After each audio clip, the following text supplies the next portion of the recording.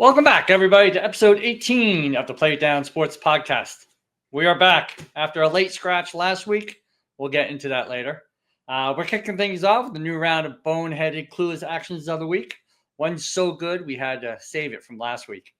Then we dive into our college and pro picks. We also have the Bank of Utah at the beautiful Black Desert Resort out in Utah. Off and running. We'll do a quick recap and maybe a couple in-play ideas for you. Then it's time for a betting recap from last week. Even though there was no show, we did post our picks online. Hopefully you guys are following us. We take our medicine, celebrate a couple wins, and we'll see how we stack up against each other. And finally, we have NFL Week 7 overreactions, and drew out some more coaches on the hot seat. I don't know if you remember from a few weeks ago, we kind of had one on there who sadly is no longer. So we're going to revisit that as well. Remember to always bet responsibly, and please like, comment, and subscribe. It helps the channel. Don't forget to follow us again on Instagram, Twitter, and TikTok at Play It Down Golf. You can also catch us on Spotify and Apple Podcasts. Grab your beverage of choice and let's play it down. So, Tom, how's it been? Well, first of all, before we get started here, why do we not have a hat on? Why do you not have a hat on today? Oh, I don't have my hat on. I don't. You couldn't have told me. Maybe you should grab the secure Consult hat tonight. Wear that. I'm gonna go with a beautiful Kiawah Island Cougar Point, which is one of the Kiawah Island courses, which actually was my best round when I was down there last year. About almost a year ago, I shot 81 there that day, so it was a pretty good day. Excellent. For me. So yes, I apologize. Yeah. What hat are you wearing? I can't tell. Is that Mount Tabor? This is the Mount Tabor member guest hat, the what I call kind of like the trucker hat that Casey gave us. It's a great fit. So you asked why did we not have the podcast last week? And it was a bit of a disaster for me on Tuesday morning when I actually stumbled up the stairs after getting the newspaper, and you see the result of that stumble. And it was an adventurous week where I wound up in the ER, had to have surgery for a quad tendon tear, a full quad tendon tear that happened. The surgery happened the next day. And now I got out, actually was able to walk with a walker and get out on Thursday, which is amazing. And then, back home Thursday night, very strong support from not only family members, but some others who sent some food over. Jay and Mia, who I work with, sent me very nice. In fact, the wine I'm drinking tonight is Harry and David, a bottle of wine. They have their own private labeling out of Oregon. And Mia was kind enough to send this over. It just arrived today, so I'm cracking that. Thank you, Mia. And others, yourself and Dave, who visited me up in the hospital during those 2 nights. So a lot of thanks to everybody, including my neighbor Mike Rojek, who drove me home and has been checking in on me a few mornings when I was here on my own. So it's been a tough week, but trying to get back in action now. Won't be golfing for a while. Won't be shooting any 81s at the Kiawah Island for a while. Not quite some time. What's the recovery? What is the recovery time for you? You think it's it's stages, right? It's the right leg, you can see. So it may be 10 weeks for driving. It's likely 6 months plus for any significant golfing. And tennis, which I love, could be a year, and that of course assumes everything is progressing along and you get the right clearance. A lot of PT coming up, and but actually was able to. I have a remote job and was able to get back at it on Monday, which was less than a week after this. What we could have put us on the boneheaded, the boneheaded section here this week, but we chose. We did talk about it, but you know what? you slipped. It wasn't like you were like trying to scale a mountain.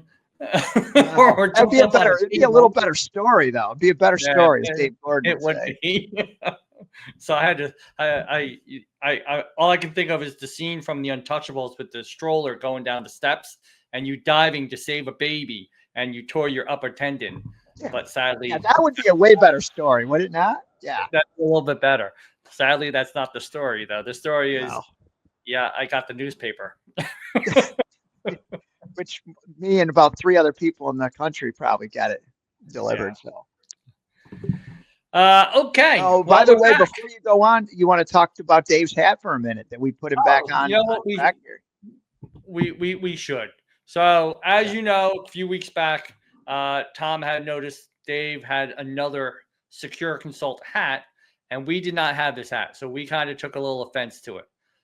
We later found out under Secure Consult, and for all you IT nerdy people out there, whenever you think of hackers, there's always two factions of hacking. You have the good hackers and the bad hackers. The good hackers are always called white hats. The bad ones are black hats. So apparently, Dave thinks we're bad hackers because we have a black hat. Tom saw the white hat, which is for good, the good hackers who are trying to fight all the bad hackers. But we don't have a white hat. So we are displaying the black hat again. We think we should have a white hat. And Dave, I think, will step up and get us a white hat. But for right now, he will. Yeah. There is no other hat. He just had two colors made. He calls it offense and defense. Yes. The white and the black hat. So anyway, just thought we'd recognize that. He's back up there with the Phoenix Life hat. So Yes. All right. So we go on to our boneheaded, clueless actions of the 2 weeks, because we actually have one from 2 weeks ago, because it was it's a little passionate to me. It involved my team. I am a New York Jet long suffering fan. And this is good old Aaron Glenn and what he did at the end of the first half against the Denver Broncos in London. So the score is 10-6. They have the ball. There's, under 2 minutes. Second half is winding down. They go for, they do a fake punt attempt, and they succeed, and they make the first down with under a minute left.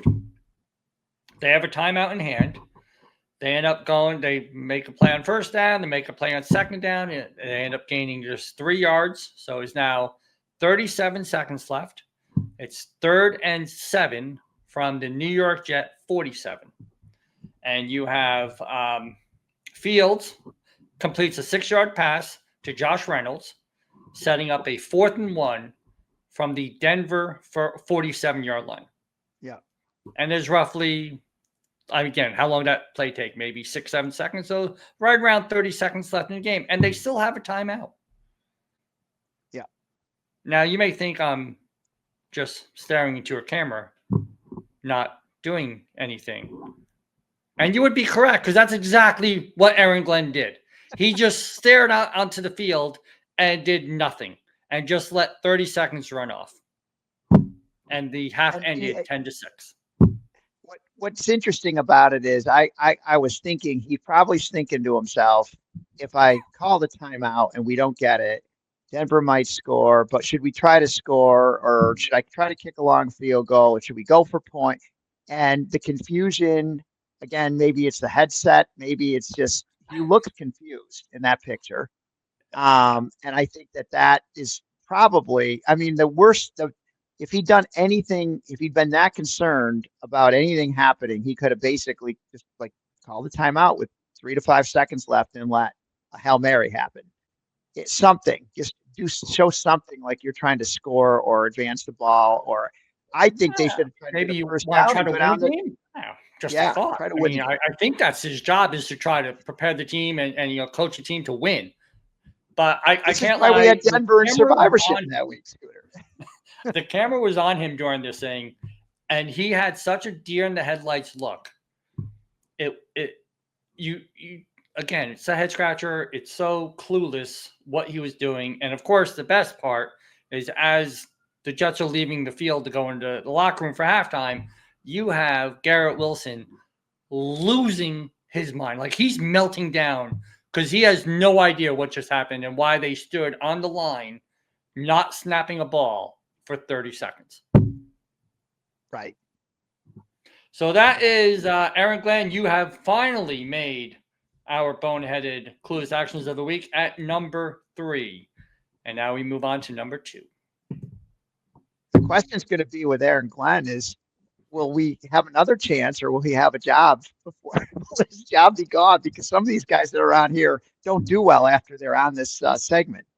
They wind up losing their job. He may be making an appearance on the old coach's hot seat. He may be.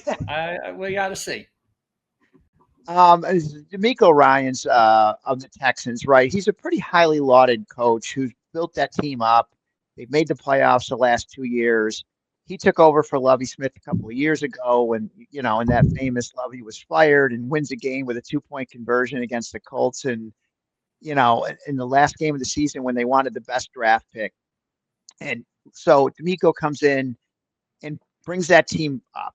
Right. And they draft Stroud and they go on to have 2 very good years. So he's done a nice job with the Texans. I've always felt a little bit like maybe it's a bit of an overvalued team, but he certainly has been successful in bringing that franchise forward. But in this particular case, he gets the bone. Now, I don't know so much about Clueless other than how he handled it after. I think how he handled it is definitely clueless. The boneheaded part of this is really not getting coordinated with his kicker and special teams coach as to exactly what they were supposed to do with 2 minutes and 4 seconds left after scoring to cut the lead to 8. 27-19. You're behind by 8 points. You got 2:04 left, and you're trying to get the ball back. And the only way you're going to get it back is to get a stop on the first set of downs. You're not going to.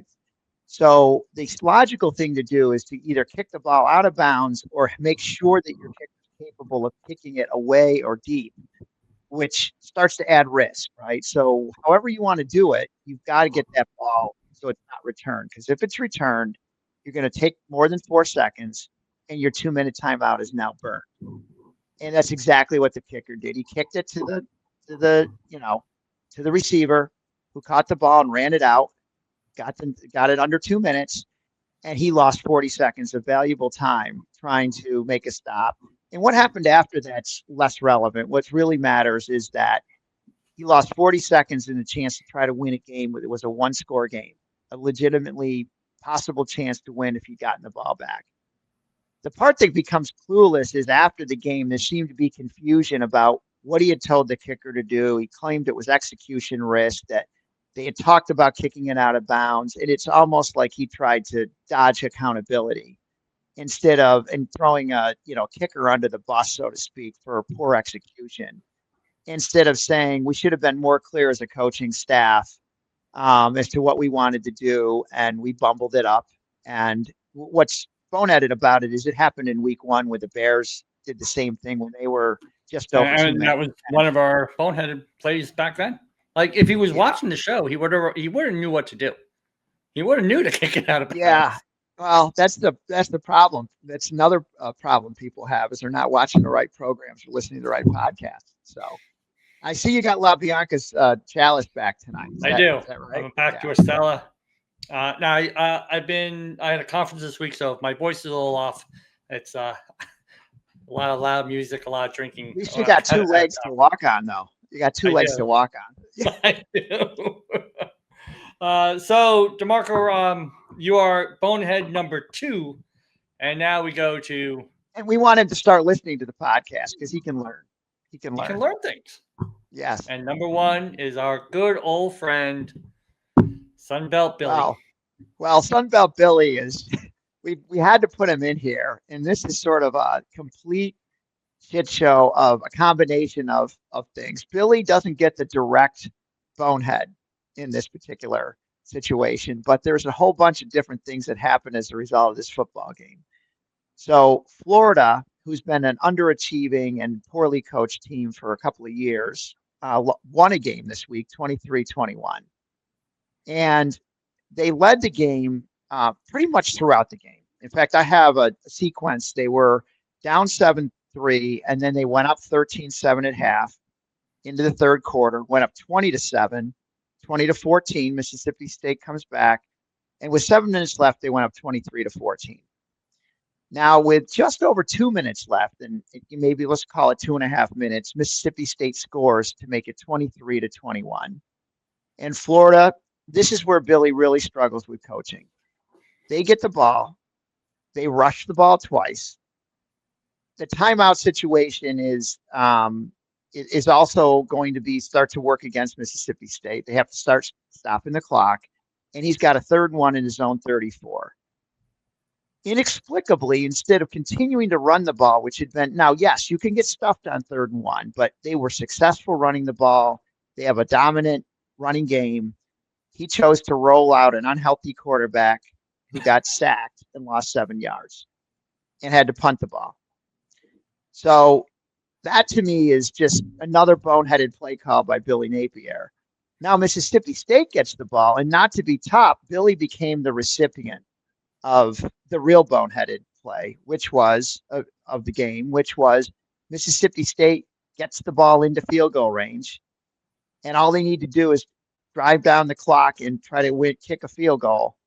And trying to get the ball closer, they decide to throw the ball, and it gets intercepted.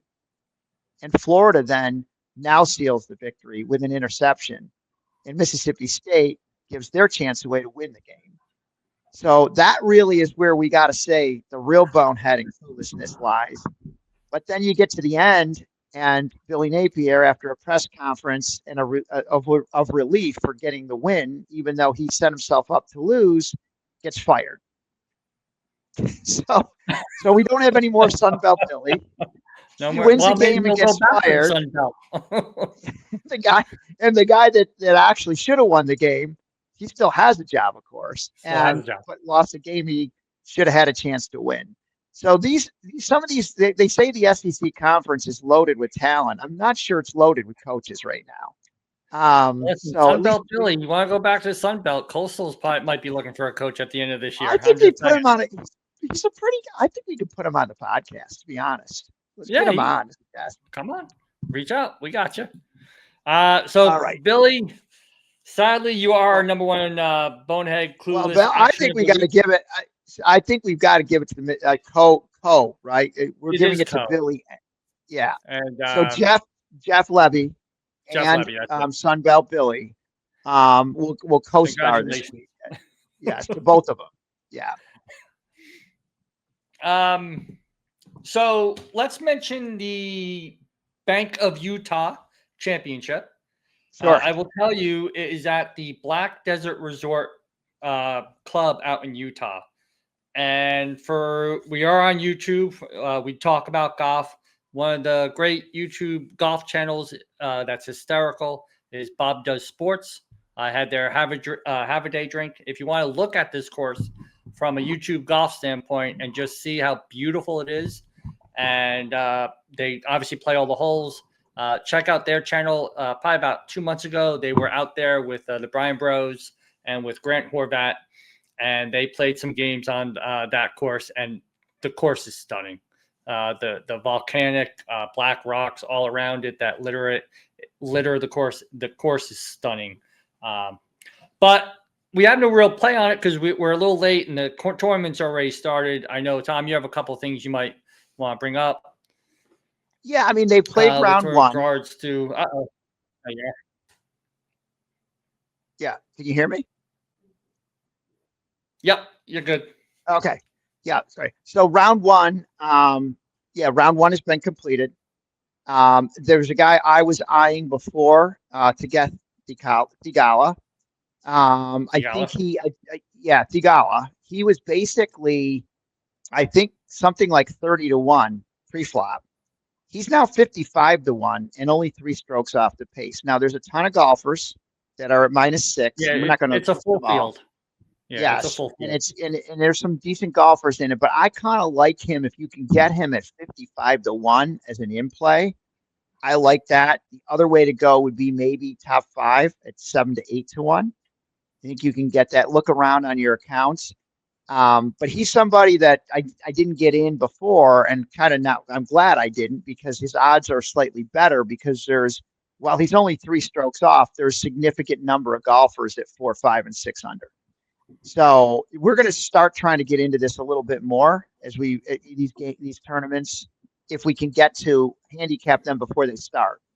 And this was Yeah, so and it's this is also a just little tough right now because they're not playing every week. Like there was no tournament last week, right. so they're not so scheduled, or they are scheduled obviously, but they're not It's every week. So choppy, right? and we have so much going on with Japan. we have NBA now, we have NHL, we have all our college sports and football plays. So we have a lot going on, but we will definitely get more into the golf tournaments. Again, it's the Bank of Utah. This tournament has a lot of Korn Ferry guys on it, and a lot of the golfers that you may not know, but there's still quite a handful that are household names and stuff, like Thigala and Thorm Johnson is out there, and a few others. So, but we will definitely get back into them.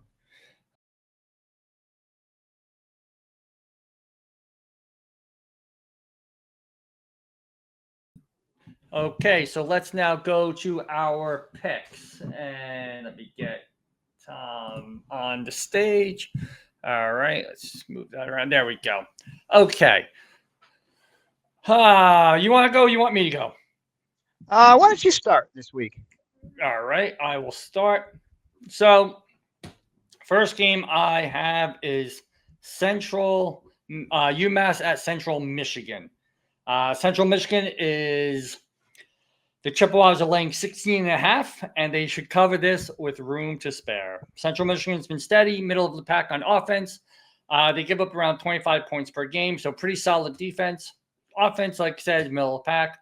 UMass, though, is just having a really, really tough year. They're near the bottom in the entire country in FBS in scoring and total defense. They're allowing over 34 points a game and over 430 yards a game.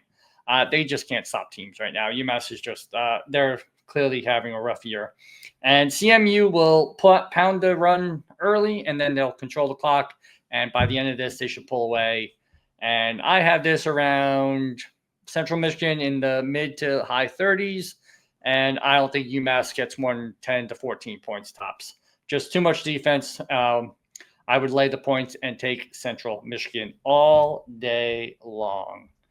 My next game, I have San Diego over Fresno. I went back and forth on this a little bit, but there's some common opponents that San Diego State and Fresno both played this year.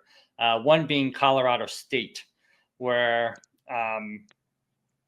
San Diego State beat them pretty easily, 45-24, and Fresno lost 49-21. Now, I know you can't put super amount of weight, but they also played Nevada. And San Diego State kind of rolled past Nevada 44-10, and Fresno barely got past them at 20-17. So even though Fresno's defense is solid, but they're not dominant, they're giving up over 23 runs a game, 23 points a game, and they're just struggling to stop the run. I expect SDU to control the clock and let that defense dictate the rest of the game, and I will lay the 3 points. I got the Aztecs around mid-20s to high 20s. I got the Bulldogs right around 14 to 17 points in the mid-teens. So I will go with the more physical team and lay the points. And then my last game, this is I did not want to pick this game. I'm not going to lie. I do like Lane Kiffin. I am an Ole Miss fan, but the more I'm going with Oklahoma, and I'm laying 5 points. I know Kiffin's offense is explosive. They average over 490 yards a game, 37 points per game. Chambliss, their quarterback's been sharp lately. Rebels can score in bunches, but their defense is not up to par. And with Mateer back at the helm at Oklahoma, I'm going to give up the 5 points. Let Oklahoma's defense, which, I mean, they're ranked number 2 in the country right now. And I think with the competition that they faced, that they are the number 1 defense in the country. They allow less than 10 points a game and barely 200 yards total on offense. They're physical, they're disciplined, and they're going to make Lane Kiffin and that Ole Miss offense earn every single inch that they try to get. So I do think Ole Miss will hit a few big plays, but Oklahoma's defense and the home crowd will let the Sooners take over, and I will lay the 5 points. Again, if you want a score prediction, I got the Sooners low 30s. I got the Rebels of Ole Miss also in the low 20s. but I still think the better defense wins this one, and I will lay the 5 and take Oklahoma. And that's what I got. So Scooter, I like all those plays this week. I think that they're well thought out. I know you love San Diego State. I get a little nervous going against Fresno sometimes, but the San Diego State team has been on a heater. So it really, and I think I agree with you on Ole Miss. They're tough to go against, but I think they're going to be a little disheartened after what happened last week. I agree. Yeah. Which cost me that half point. I know, and hopefully you're not allowing that to influence it. But I actually not super comfortable laying 5, but I do think the situation because Oklahoma, and I like them, right? I've got them as an overplay in the season and a long shot for the SEC, and they're Mateer's getting healthy again, so I think you're in a pretty good spot on that one. So on my picks. I mean, I was struggled a little bit this week, but I got to what I thought a pretty comfortable spot at the end. This Arkansas-Auburn game, both teams have lost a lot of close games. And Bobby Petrino is lobbying to get the Arkansas head coaching job. He's coached as a head coach in many places before. He had some off the field issues a few years ago, and he's kind of worked his way back up the chain. And is he still wearing the neck brace? Is he wearing the what? The neck brace still? Yeah, I don't know. But that was the thing that really, I think he was like 50. I feel like he's 90 years old, but he's really not that old, I don't think. So anyway, I like Arkansas at home in a close to pick'em game with two teams that have struggled. I think there'll be a lot of points in this game, and I considered the over, but I decided to just go with the Razorbacks and Bobby to take care of Auburn, who has also just had some horrifically tough losses. Missouri in overtime. The game a couple weeks ago, they could have beat Georgia. I feel like Kirby Smart just keeps finding ways to win with a team that is almost undeservedly winning games in a way. They're behind into the fourth quarter, and then they just find a way. So anyway, I'm going with the Petrinos at -1 at home. This Pittsburgh, North Carolina State game is interesting because NC State has had a couple of decent wins, but Pittsburgh is on a real roll. They're home and they're laying under a touchdown. And they have won, since the first two games, they could be undefeated. They lost a couple of games early where they lost some leads, but they've been fairly impressive. I mean, they really crushed Syracuse last week by 17 in the Dome. And they've had some other wins that they beat Louisville, who we all know is that's the game I was thinking about. Yeah, and Louisville, took care of Miami the other night. Now, again, you can't translate these ACC games. You never know what you're going to get. But inside a touchdown was the key here. If this thing is moved to 7 or more, I wouldn't play it. I felt like I would not have played this game at 7. 7 would be a tie, but I'm looking to win. And there was -112 on DraftKings. It could be that it shifted. This was as of last night when I put the play in. And then finally, we Southern Miss from the beginning of the year. That's a team I had as a real long shot to win the Sunbelt. Yep. Charlie Huff is their coach from Marshall. They've lived up to what I thought. And this ULM team, I just go against them every week. Right? You do. 11.5 I thought was a lot of points, though. It is a lot of points. Especially for me who doesn't really like to lay them, but it's pretty good juice at MGM. I think it's moved out. You might not get 11.5 anymore, but if you can, I think it's a playable number. And 12 is always a dead I couldn't get 1 point at DraftKings for your Arkansas over Auburn, even when I no, tried to. That was it. That's MGM. That's why MGM. Well, Arkansas was 1.5, I think, on DraftKings and 1 on MGM. Now this double dog barking parlay, which has had some good wins this year. Memphis coming off that awful loss to UAB last week. Their quarterback got banged up. They got stuffed at the 1 yard line when they could have tied it up and won in overtime. It was a bunch of cost me my overplay, I think, on this podcast. Yeah, because you missed the over by what, 7 points, 8 points? Yeah, and if they'd scored that touchdown, I would have hit it. So I've got them at home. They're 4.5 point dog. This Southern Florida team started off, with the big wins early in the year, right? Beating Sunbelt Billy.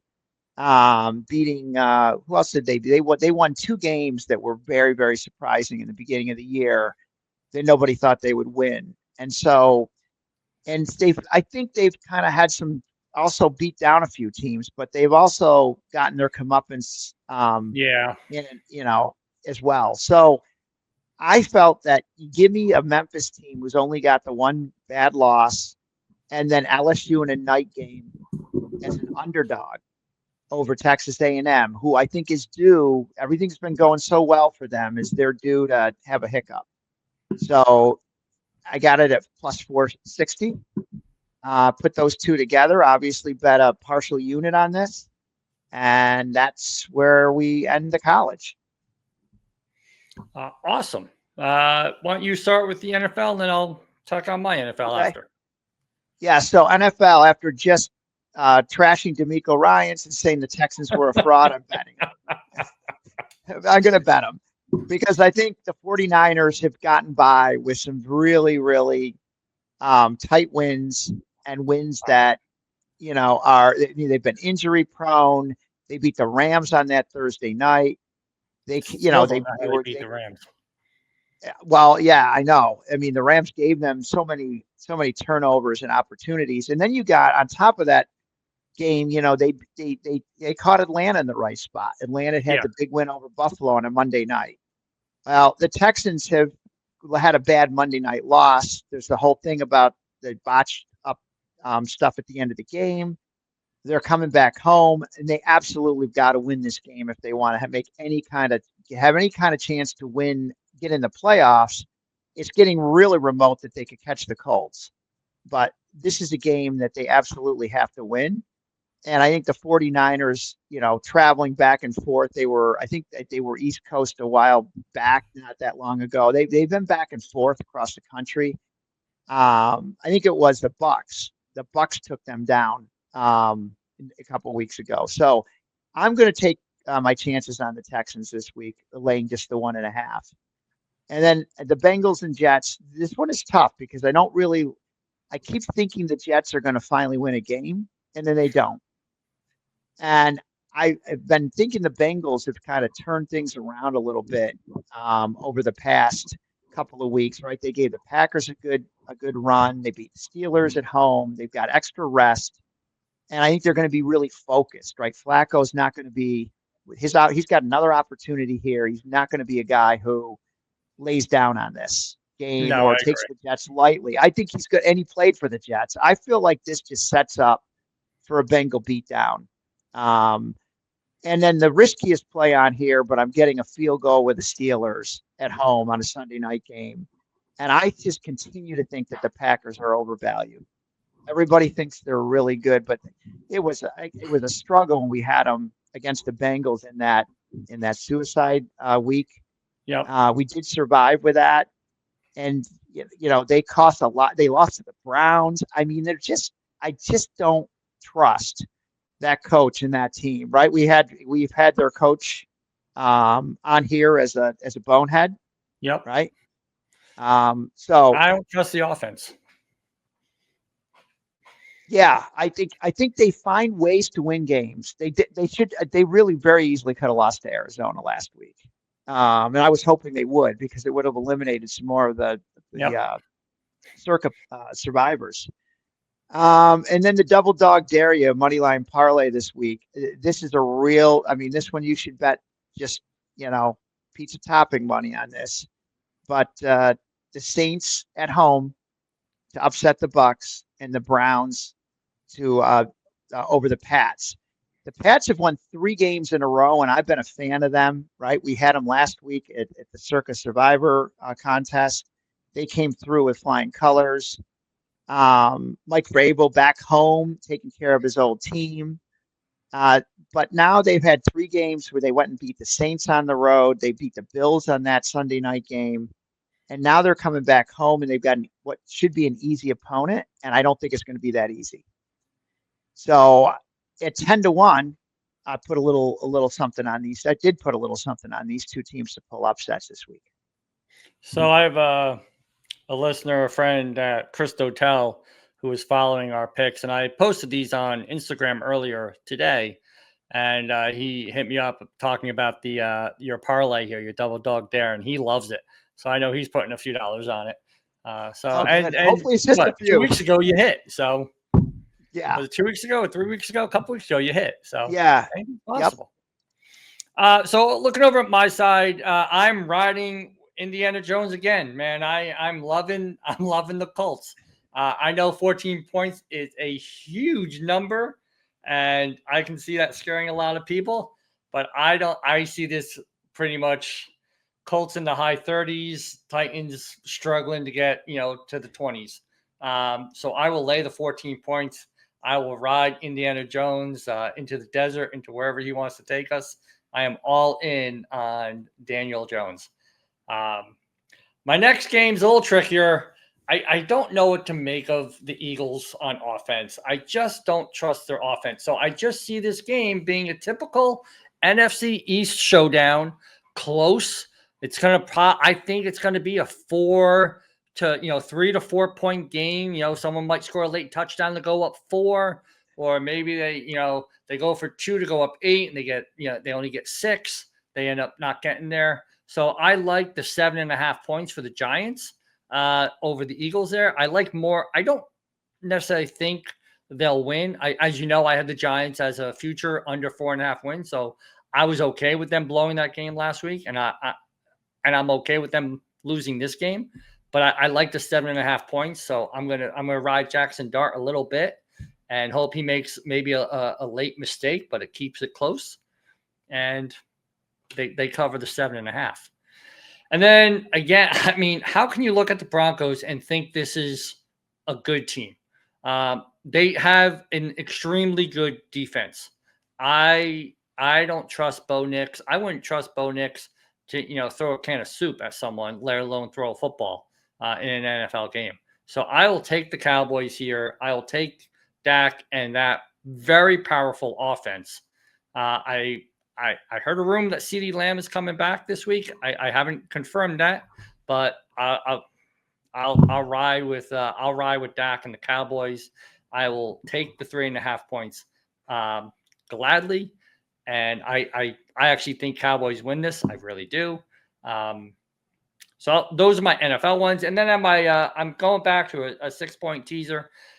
Clearly, last week, my 6-point teaser got blown up by the Jaguars going to London and apparently not realizing that there was a football game they were supposed to play in London and just, didn't show up. But this week, I'm going kind of with the hometowns here. I'm taking the Giants. I'm adding on some points there. The risky one is the Jets plus 12.5. I think that is a little risky because I could see Flacco, kind of what you were saying, Tom. I could see Flacco just kind of putting up some points more than I expect. And I don't know who's going to be quarterback. I don't know what the offense for the Jets are going to be. But I still think this could be close, and Jets with 12.5, I'll take it. And I have no problem laying 1.5 with Miami, because I think Atlanta wins this game, by 2 touchdowns. Miami is a complete disaster right now. So those are my 3 team 6-point teasers at plus 140. And those are our picks. Yep. And Scooter, I think it's possible. I think that Lamb might have been back last week against the Commanders.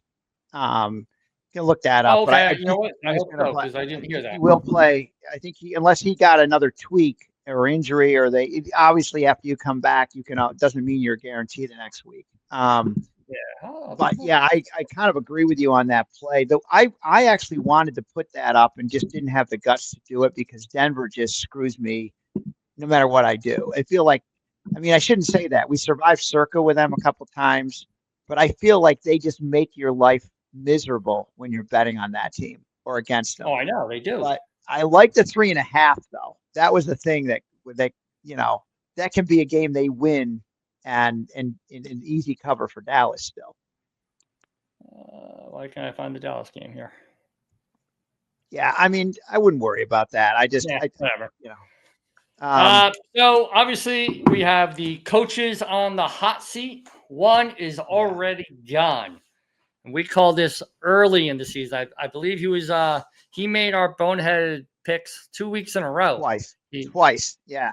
Yep. Yeah, he was part of it with Sean Payton in week 1, and then he was a solo bonehead, I think, in week 2. And and I think after week 2, we threw this slide up, and he was under the hot. He is now under the fired category because he has been relieved of duties. You don't want to be on this list. This is not a good list to be on. Now, I will tell you, I had Brian Dable as a hot when we first had our first look at the coach's hot seat. Mike McDaniel, Brian Dable were both hot, and actually Brian Callahan was warm because I thought he would be okay. McDaniels is basically scorching right now. Yeah, I mean, if I could have had a little fire, like flame there is really what, because I don't know how he has a job. Not after last week. He looked confused on the sideline and just look. He keeps looking down at that stupid play sheet. It was like 33-6 or whatever.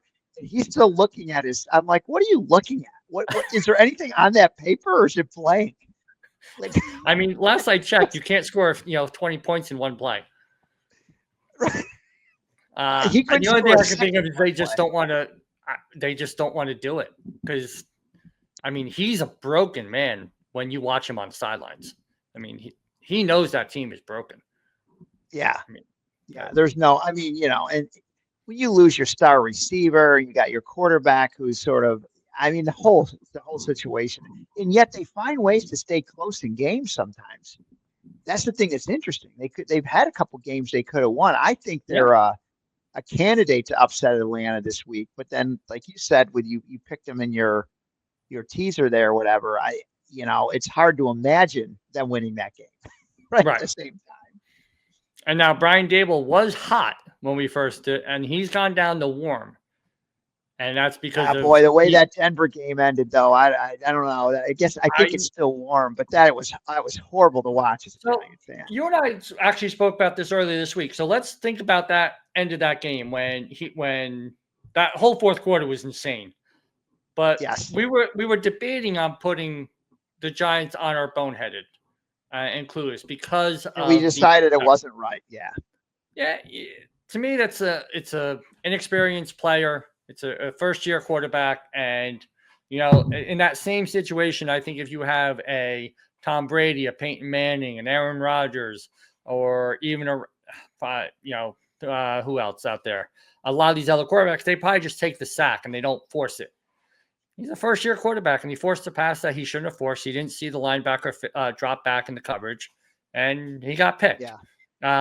Again, we could probably question the play call more than Jackson Dart throwing the pick.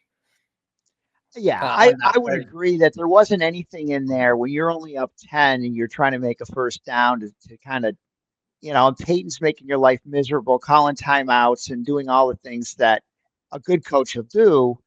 You're thinking I'd rather have some sort of effort to make this first down. But honestly, I think making them use the last timeout and maybe setting yourself up for a rollout and either a screen or a scramble would have been a better play. But there's also the risk he runs out of bounds or does other things. But it really was just brutal. Everything about that was so brutal to watch.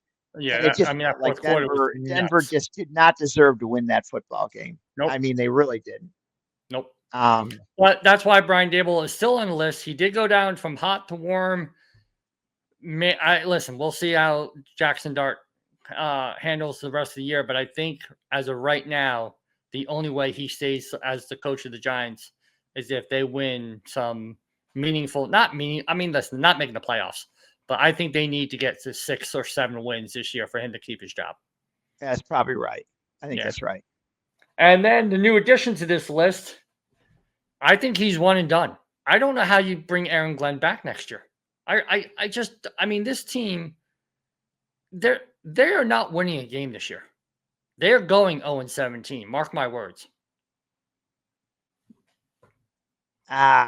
Maybe. I think they win a game. I think they win a game.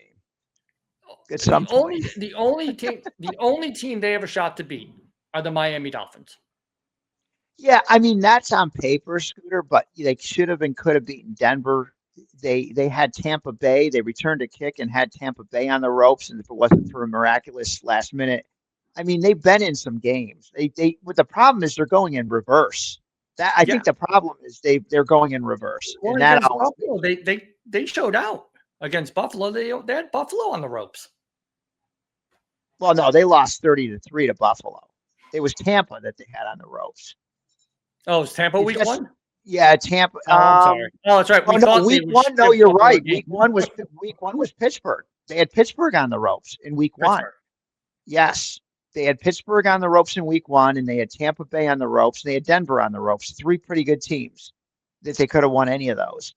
But the problem is now they look worse and worse. I thought they had a chance to beat Carolina, and I took them, and they did not play well in that game. So I took the I think they'll find a way to a win, but I agree. It's brutal if you're a Jet fan like you are to watch it. Yeah, it's brutal. So those are some of the coaches on the hot seat already. And one is no longer on the hot seat. He is now, he's probably playing golf because Tom can't. Yes. I gave my clubs. We have a couple of quick overreactions. I had earlier that I think it was time for Geno Smith to get benched. And I think he's cooked. I think it's Kenny Pickett time. I mean, what else can Pete Carroll do over in Las Vegas? I mean, Geno's horrible. I just hate to see that. I like Geno, and I think he's had some. He's sort of had that. He's that guy that suddenly built up his career and got back into it, and it's kind of sad that he's just had such a struggle. And Carroll loves the guy. Right. I mean, brought him over, but it was bad last week. And then I threw on here, can Lamar save the Ravens? Yeah, well, he's got to get healthy enough to play. To play. I mean, I wanted to bet him this week against the Bears, and I'm not sure he's going to be on the field. The rumor is he will. I know it's not official yet, but the rumor is he will. And I'm calling it right now, man. Daniel Jones, MVP. Oh, come on. Come on. Who's better? No. Who's better right now? Who's your MVP candidate right now? Baker? I take Baker over him. Yep. I take Baker over him. Those are my. I just don't think it's the same right now. If you're saying their voting was today, he get votes, but there's a few games left to play here, Scooter. A few games left to play. There's a couple. I'm telling you, Daniel Jones. I'm throwing the ticket in MVP. I can't even believe I'm reading that in print on a page here. He's having an amazing. He was great last week. Sorry, what was that? I talk about an overreaction. That is an overreaction. It is. All right, we are going to move on to another slide here. Just hold on 1 second, Tom. I got to add you. I have to add your microphone to it. Just hold on one sec. Yeah. All right, we're back here. So I will mention this. Obviously, with Tom's injury, we are having a different technical show. So there may be some hiccups here and there, and we'll try to correct those as we go along. I know, Tom, we're going to have to get you a little bit of a better camera, which I'll have for you next week. Yep. Just a little better. And then we'll go on from there. But these are our, these are our picks from last week. I had a slightly better week than Tom, just on the college side. But we both went 2-2 on the pro side. Because I did 2-1, Scooter. I'm sorry, 2-1. I went 2-2 overall, and Tom went 2-1 overall. But on the pro side, we both went 2-1. Neither of us hit our fun double dog dare moneyline parlay. I did not hit my teaser, as I mentioned earlier. Your Memphis UAB did not go over, which cost you your one of your games and your moneyline parlay. Who lost that? I think Houston lost, right? No, Houston won. Oh, Arizona State. And no, that one hit. That should be checked. That one should be checked. Both of those. So I did. Houston beat Arizona, and Arizona State beat Texas Tech. Oh, I didn't know that hit. My apologies. Yeah, so, yeah I think you even commented on it. So that should be a check mark there. That should be a check mark. That's my bad. I thought I looked and I Yeah. did not see that as a win. No, that one hit, and I had that in my account. And the Houston one they were basically like a 1 point dog, right? Okay. And they were home team. And then Arizona State was really where the juice came on this, which is why you were getting, the 575. So, so that made up That's for the great. 1 and That 2 makes up day. for your. You probably Yeah. made more money And on the that than UAB, everything else. the UAB game, as we talked about, was Yeah. annoying. It could have gone to overtime. And I will tell you, I'm done with South Carolina. Why I put them on a card to win a game, they are That's dysfunctional, badly coached, it's poorly 0 for constructed 3, football right? You've team. had them 3 times and they've lost all. They cost you all 3. Well, no, I was down on them. I went against them with Vatek and, had to watch that game as O'Leary was celebrating their win. And Right. we know how bad Vatek is. Since Oh, then, that's they've right. done You went with nothing. Tech. Yeah, but I'm saying that they did screw you 3 times, but one time they screwed you by Yes, winning. I'm done. That team is off my list for any, and we're not putting them on any more of our pools or any more of our picks. At least I'm not. That was a disaster to think that they could maybe at home put up an effort in a game. And again, it was another one I did mention. I thought second week from Matera he would show up a lot more, and he did. Yes. Yeah. Well, I got duped on that. Yeah. There's no doubt about it. And we are currently here. This is where we currently stand. I tightened it up a little bit with going 2 and 2, and Tom going 2 and 1 there, even though he did. Now I will say, actually, you're 4 and 2 though, Scooter, overall, right? Yeah, 2-1, 2-1. Week, yeah, I went 2-1 and 2-1. So I went 4 and 2 on the week, and you went 3 and 3. So I picked up a game. Right. So I am now 23 for 19 overall, still having a pretty good college, better college than pro. Tom is the opposite. He's even on the college side and a little better on the pro side. You want to brag about your performance? You know what? I did not update the overall college picks. I'm sorry. I only updated the overall on the bottom. Oh, okay. But the 24-19, 23-19 are legitimate, right? They're legitimate. 24-19, right? Because you were 21 and 16. Now you're 24-19. I was 19 and 17, and I'm now 23 and 19. 23 and 19, right? Yeah. You want to brag about real quick before we move on? Brag about your performance in the Westgate contest with over 1,000 entries. So I found out how many. There are 1,074 entries. I am currently sitting number 1 alone. Number 1 out of 1,074. You are number 1. I am number 1. It goes through week 14. We're going into week 9.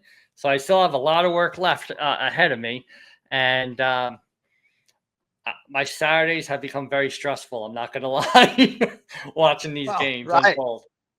Once you start having success, you start wanting to keep it going because one bad week and you suddenly aren't going to be there, right? So that's the it's amazing because I will say Circa or Westgate puts out everyone's pick, so you can open up they show you everyone's picks before once the deadline hits, they publish them. So I was able to kind of look at like the top 5 picks, and I'm following these games and stuff. And 2 of the picks of the guy I was tied with in first place last week, he was the opposite of me.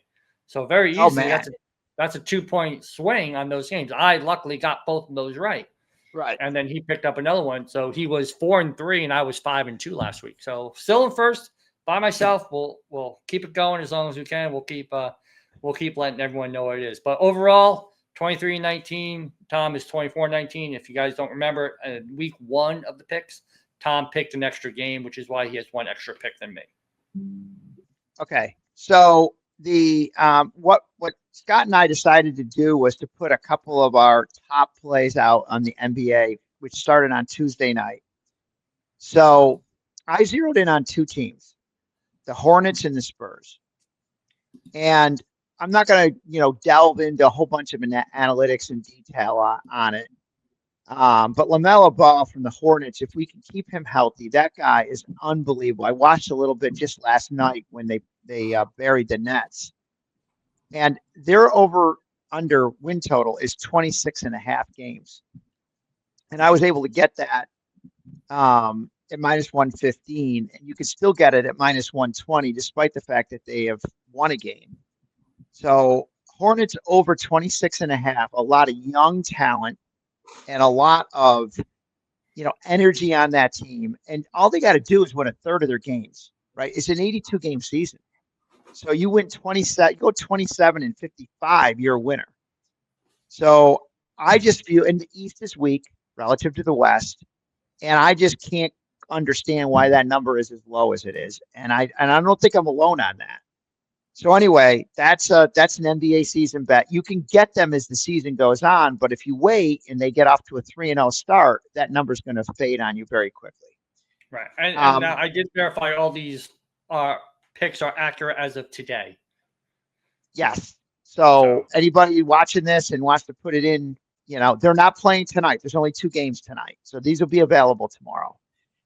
The other one is the Spurs over 45.5, but it was 44.5 when I got it. So I will be transparent to say that I got this at 44.5. You now have to pay a tax of a game, and primarily because they beat Dallas on the road last night, which is not a slam dunk, right? That was not going to be an obvious Spur win. Like Charlotte over the Nets was kind of a game you would have expected them to win because the Nets have a lower season total. So over 45.5, I still like it. And that team is loaded. They've got a lot of talent. They're young. Wemby is just got to stay healthy. And if he does, that team they've just got so many young players and they're kind of reinventing themselves right after the Popovich years. So I also threw 35-1, which is now 30-1 for them to just win the West. They got to win the entire conference. That's a lot, but it's a good value play. You don't put a lot on this one, obviously. The Charlotte Hornets to make the playoffs. Now we just talk about more related to the Spurs and Hornets. They're good and they can sneak in. You only have to get to the top 10 and then win a play-in game, right, or 2, depending on your seed. And I got them at 8.5-1. The win last night, and everybody is probably following my bet, right? Because they like to follow my bets on these. It's now 7-1. I still think good play. 7-1. You can still get 7-1 if you go to DraftKings. Mitch Johnson, Coach of the Year, the Spurs coach. I got him at 22-1, and he popped up at 25-1 on FanDuel. So I put a little more on him at Coach of the Year on both accounts. So get to 25-1 because it's a lot lower on DraftKings and other sports bets or sports accounts. And then finally, just a real long shot here at 300-1, the Knicks to beat the Spurs in the finals. Put a few pennies on that one. It's a nice payoff. Very nice. I have a couple. I have Oklahoma City over 62.5 wins at plus 100. I think they're going to be flirting with 70 wins, to be honest with you. They are so deep. Even if they have an injury creep up here and there, I just think it's an incredibly deep bench. And I actually see them cruising past 62.5 wins. And then my other one, I have Sacramento Kings under 33.5. And this I'm kind of hedging a little bit with the fact that they have a protected first round draft pick of 8 or lower. So as long as they finish 8, the 8th seed in the first round or lower, they keep their first round draft pick. If they go to anything above 8, they lose their first round draft pick.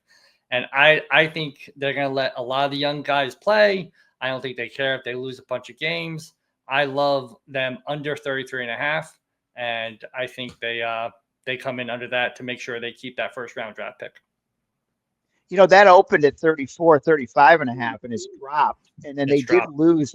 They lost to Phoenix last night, and I think Phoenix could be an overplay at 30.5. I know my sons and I do a little thing where we each put some cash in, and I put the cash in for them, but we put the cash in, and then they actually pick who they like, and we see how we do. And it's a nice way to have low amount for the whole season, right? You're not putting any extra plays in. The one thing with futures is you put them in and then you just watch them. Yep. The bad thing about them is you're tying up money. You don't get it till later. So anyway, that should be fun.